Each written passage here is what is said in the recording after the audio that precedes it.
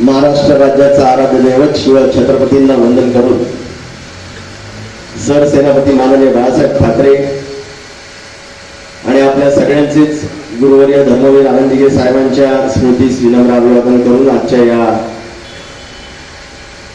खूप महत्वाच्या या कार्यक्रमाला या व्यासपीठावरती उपस्थित असलेले सन्माननीय कोंडलेकर दादा, थळे साहेब, खाडे साहेब, निमसे वहिनी, चंद्रकांत जाधव, भगत साहेब, तिवरे साहेब, हिरवे साहेब, राजू विशे, शेवळे आणि देशमुख, अनेक सर्व मान्यवर. अनेक प्रसंग आयुष्यात असे असतात ज्या वेळेला आपण कोणती भावना व्यक्त करायला उभे राहतो त्यावेळेला ती भावना संपूर्णपणे व्यक्त करता येत नाही, कारण की तो क्षण हा कधी कधी खूप बोलणाऱ्याला भारावून जातो. आजचा दिवस, आजचा तो क्षण खऱ्या अर्थाने कसा आहे.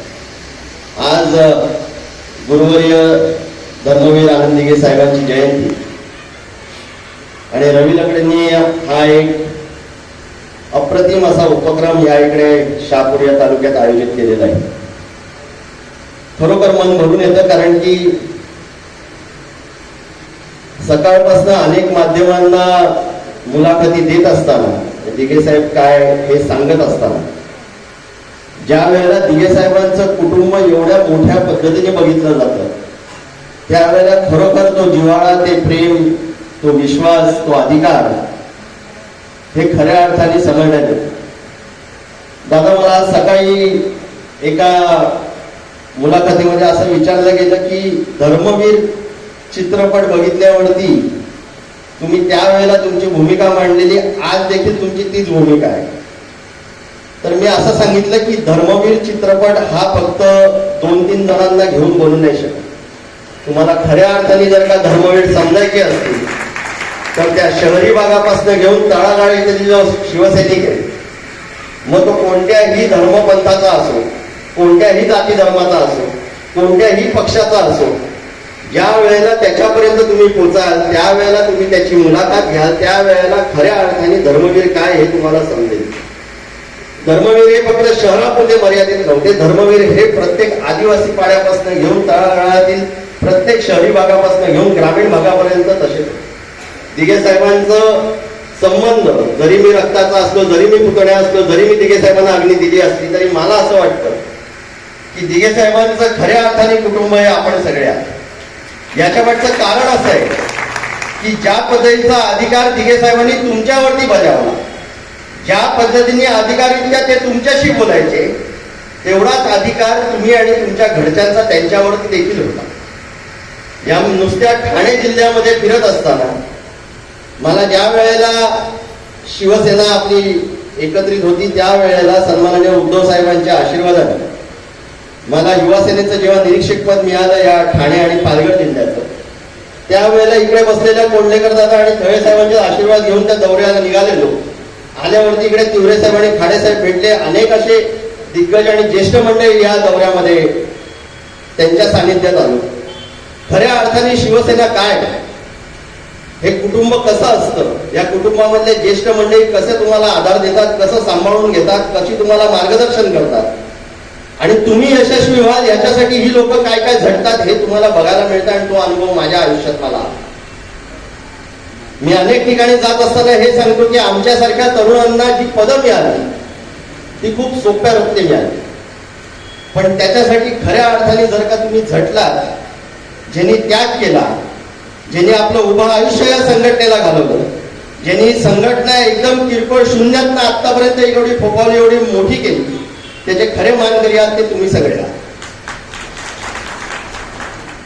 आत्ता ज्या वेळेला जे पदं मिळतात ती खूप सोप्या रीतीने मिळतात, त्यावेळेला तुम्ही जे झटलेला आहात, तुम्ही ज्या काठ्या लाठ्या खाल्ल्या, तुम्ही जो त्याग केला, वर्षानुवर्ष, तासनतास, अनेक वेळेला 24-24 तास घराबाहेर राहून, घरावरती तुळशीपत्र ठेवून आपली संघटना कशी वाढेल, आपल्या सहकाऱ्यांबरोबर आपली संघटना कशी फोफावेल, कशा पद्धतीने आपल्या शाखा वाढतील, याकडे आपण सगळ्यांनी लक्ष दिलं. आणि खऱ्या अर्थाने आज जर का आम्हाला ही फळं मिळत आहेत ही तुमच्या कृपा आशीर्वादाने मिळत आहेत.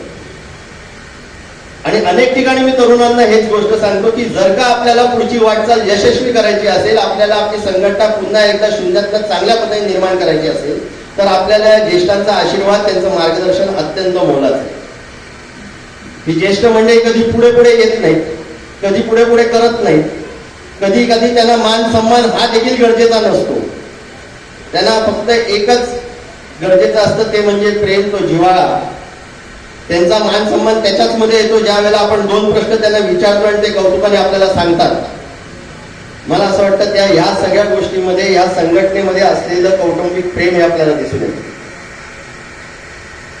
या गेल्या 3, 3.5, 4 वर्षामध्ये संघटना फोडण्याचं काम या उभ्या महाराष्ट्रात झालं आणि सांगण्यात आलं की दिघे साहेबांची आणि बाळासाहेबांची खरी शिवसेना आम्ही तयार केली. आणि मी अनेक वेळेला या प्रसार माध्यमातून सांगितलं की दिघे साहेबांची शिवसेना ही एवढी कमकुवत नव्हती. दिघे साहेब असते तर कोणामध्ये हिंमत देखील झाली नसती. आणि दिघे साहेबांची शिवसेना ही तत्वांवरती होती, ही विचारांवरती होती, ही नीतिमत्तेवरती होती. निष्ठा काय जर का शिकायची असेल तर दिघे साहेबांकडनं शिका. शेवटच्या श्वासापर्यंत ज्या व्यक्तीने फक्त भगव्याप्रती निष्ठा ठेवली, शेवटच्या श्वासापर्यंत ज्या व्यक्तीने वंदनीय बाळासाहेबांना आपलं गुरुवर्य मानलं, शेवटच्या श्वासापर्यंत 365 दिवस 24 तास फक्त लोकांचं काम करणं आणि ते काम काम नसून कर्तव्य समजून त्यांनी केलं. मला असं वाटतं खऱ्या अर्थाने जर का शिकायचं असेल तर ते दिघे साहेबांकडनं शिका. या ठाणे जिल्ह्यामध्ये वावरत असताना, तळागाळातील शिवसैनिकांपर्यंत पोहोचत असताना, अनेकांना भेटत असताना आजही 25 वर्षानंतर अशी वेळ येते जेव्हा लोकांच्या डोळ्यातनं आजही या नेत्या बाबतीत अश्रू येतात. आजही सांगताना ते सांगतात की हो दिघे साहेब आमच्या घरी आलेले. हा अभिमान हा कुठे दुसरीकडे मिळणार नाही. यांच्याकडे समोरच्यांकडे पैसे खूप आहेत, ताकद आहेत, आपल्याला दाबतायत, आपल्या कार्यकर्त्यांवरती खोट्या केसेस टाकतायत, सगळं ठीक. पण आपण जर का नीट जर का विचार कराल तर गेल्या 3-3.5 वर्षामध्ये जेवढे हे बोलणं फिरत होते उभ्या महाराष्ट्रभर की शिवसेना संपली, मला असं वाटतं खऱ्या अर्थाने त्यांना हे रूप दाखवायला पाहिजे की जुने जळांचे सगळे लोक या रस्त्यावरती उतरलेले हे दाखवायला की आम्ही संपलो नाही, आम्ही तसेच उभे. प्रत्येक झाडाची मुळं जर का मजबूत असतील ना तर ते पडत नाही. या शिवसेनेचं देखील तसंच. आणि आपण सगळी ती मुळा की एवढी मजबूतीने उभे की कोणी किती घाव घातले तरी पुन्हा एकदा ते झाड त्याच पद्धतीने फळं देईल, त्याच पद्धतीने सावली देईल, तेवढ्याच मोठ्या पद्धतीने ते वाढेल आणि तेवढ्याच मोठ्या पद्धतीने एक चांगला पद्धतीचा विश्वास आणि संस्कार देईल. शिवसेनेमध्ये हेच गरजेचं आहे. आजच्या दिवसाला हे सगळे तरुण जे युवा सेनेचे पदाधिकारी, आजच्या दिवसाला अनेक महिला आघाडी बहिणींसारख्या इकडे बसलेले आहेत. कमी आमिषा नाही आली आपल्यापैकी कोणाला. कोणाला काय देतो, कोणाला कॉन्ट्रॅक्ट देतो, कोणाला पैसे देतो, नाहीतर तुमच्यावरती खोट्या केसेस टाकून कोणाच्या पोटावरती पाय आणले, हे आम्ही शहरात बघतोय आणि ग्रामीणला देखील तसं आहे. पण जेवढं आपल्या सगळ्यांचं कौतुक करावं तेवढं थोडं आहे, कारण की कुठच्याही आमिषाला बळी न पडता आपली संघटना तशीच कशी राहील, आपली संघटना वाढेल कशी, आपल्या संघटनेला चांगले दिवस कसे येतील, या उद्दिष्टाने आपण सगळेजण काम करताय. मी आपल्या सगळ्यांचा जास्ती वेळ न घेता खरोखर मी आपल्या सर्वांचा ऋणी आहे आणि खरोखर आपल्या सगळ्यांना धन्यवाद देतो की आपल्या सगळ्यांच्या आशीर्वादामुळे आज आम्हाला हे व्यासपीठ लाभलेलं आहे. या इकडे बसलेले हे सगळं मान्यवर हे जर का आमच्या पाठीशी नसते तर आमच्यामध्ये देखील ती धमक आली नसती की आरेला कार्य करण्याची. आजही आम्ही जर का त्या तत्वांवरती, त्या विचारांवरती चाललेलो आहोत, त्या नीतिमत्तेवरती चाललेलो आहोत, तर हे सगळे आशीर्वाद आणि हे सगळे संस्कार आपल्या सगळ्या लोकांकडनं आम्हाला मिळालेले आहेत. मी आपल्या सर्वांना विनंती करीन की येणाऱ्या या पुढच्या काळामध्ये, आता जरी अनेक महानगरपालिकेमध्ये, नगरपालिका, नगर परिषदमध्ये आणि येणाऱ्या जिल्हा परिषदमध्ये जरी कमी जास्ती जरी झालं तरी येणाऱ्या पुढच्या 5 वर्षामध्ये आपली सत्ता येईल असा विश्वास मी ठामपणे इकडे व्यक्त करतो. पण हे सगळं करत असताना तिवरे साहेब आपण बोललात की आपण कधी कधी आपल्याला वाईट वाटतं आणि आपण आपल्याला बाजूला जाऊन आम्ही देणार नाही. अनेक कुटुंबांमध्ये असं असतं की छोट्या मोठ्या गोष्टी होत राहतात म्हणून ज्येष्ठांनी बाजूला जाणं हे त्याचा मार्ग नाही. ज्येष्ठांनी ते सांभाळून घेणं, ज्येष्ठांनी कान पकडून सांगणं हे अत्यंत गरजेचं आहे.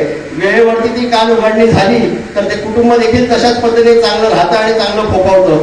आम्हाला तुमच्याकडनं हीच अपेक्षा आहे आणि आपल्या सगळ्यांकडनं देखील मी आपल्याला हेच सांगतो की येणाऱ्या पुढच्या काळामध्ये या ठाणे जिल्ह्यामध्ये, या पालघर जिल्ह्यामध्ये ज्या ज्या ठिकाणी या दिघे नावाची पुन्हा एकदा तुम्हाला लागेल गरज, त्या वेळेला हा केदार दिघे साहेबांचे आशीर्वाद घेऊन तुमच्या बरोबर उपस्थित राहील, तुमच्या अडीअडचणीला उपस्थित राहील, तुमच्या सुखादुःखात उपस्थित राहील. पण दिघे साहेबांचं नाव कोणत्याही चुकीच्या तत्वांवरती आणि चुकीच्या विचारांवरती आपण आपल्या हातातून घालवून देणार नाही.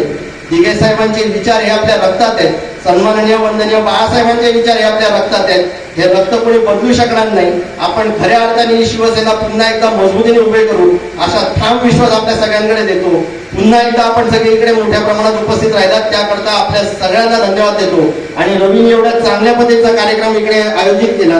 काही कमी जास्ती त्याच्याकडनं झाली असेल तरी एक भाऊ म्हणून मी आपल्या सगळ्यांच्या म्हणजे त्याच्या वतीने आपल्या सगळ्यांची माफी मागतो. कोण इकडे येऊ नसतील शकले तरी त्यांना जरी आपल्या माध्यमातून सांगाल की या कुटुंबाला मोठं करण्यासाठी आपल्या सगळ्यांची गरज आहे.